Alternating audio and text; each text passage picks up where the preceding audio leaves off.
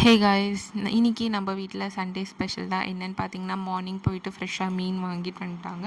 So அதை wash பண்ணி ஒரு 5 மினிட்ஸ்லேயே வந்து இன்றைக்கி மீன் குழம்பு ரெடி பண்ணியாச்சு. ஒரு லெமன் சைஸில் புளி எடுத்து அதில் கரைச்சிட்டு நம்ம வந்து அது கூடவே மஞ்சத்தூள், மிளகாத்தூள், உப்பு எல்லாம் போட்டுட்டு தாளிச்சிட்ட பிறகு இதை ஊற்றி சிம்மில் வச்சிங்கன்னா சூப்பரான ஒரு மீன் குழம்பு ரெடி ஆகிடும். எண்ணெய் பிரிஞ்சு வரும்போது உங்களுக்கு தேங்காய் வேணும்னா நீங்கள் ஆட் பண்ணிக்கலாம், இல்லைனா அது உங்களோட விருப்பம். ஸோ நான் இன்றைக்கி தேங்காய் போட்டு தான் மீன் குழம்பு வச்சுருந்தேன். தேங்காய் போட்டு கொதிச்சிட்ட பிறகு நம்ம மீனையும் ஆட் மீன் வறுவல் அண்ட் பெப்பர் சிக்கன் தான் இன்னைக்கு நம்ம வீட்டில் சண்டே ஸ்பெஷல். போஸ்ட்மார்ட்டம் டிப்ரெஷன் அப்படின்றது நம்மளுக்குன்னு வரும்போது தான் அது வந்து என்னன்றது நிஜமாவே அதோட மீனிங் புரியுது. ஸோ ஃபர்ஸ்ட் 180 days வந்து அவங்களுக்கு ஃபீட் பண்ணி அப்பாடான்ற போது அடுத்தது அவங்களுக்கு சாலிட் கொடுக்க ஆரம்பிச்சிடும். எனக்கு பெட்டர் வந்து ஃபீட் பண்ணுறதே ஒரு பெட்டர் ஆப்ஷனாக தோணுது சாலிடை கம்பேர் பண்ணும்போது. ஏன்னா சாலிட் கொடுக்கும் போது தான் ஒரு 1.5 hours வந்து சாப்பாடு ஊட்டுறது கட்டி அதோட கஷ்டம் தான் எனக்கு தெரிஞ்சு இருக்கிறதுலே பெரிய போஸ்ட்மார்ட்டம் டிப்ரெஷன் அப்படின்னு நான் நினைக்கிறேன். ஏன்னா ஒரு நாளைக்கு ஒரு 3 times வந்து அவங்களுக்கு சாலிட் கொடுக்கும் போது சாலிடாக 6 hours வந்து நம்ம சப்பலாங்கால் போட்டு உட்காரதே ஒரு பெரிய டாஸ்காக இருக்குது. அண்ட் ஒர்க் போகிற லேடிஸ்லாம் எப்படி மேனேஜ் பண்ணுறாங்க அப்படின்றது நிஜமாக தெரியல. ஒரு நியூ மாம் லைஃப் வந்து ரன் பண்ணுறது எவ்வளோ கஷ்டம் அப்படின்றது இப்போ தான் தெரியுது.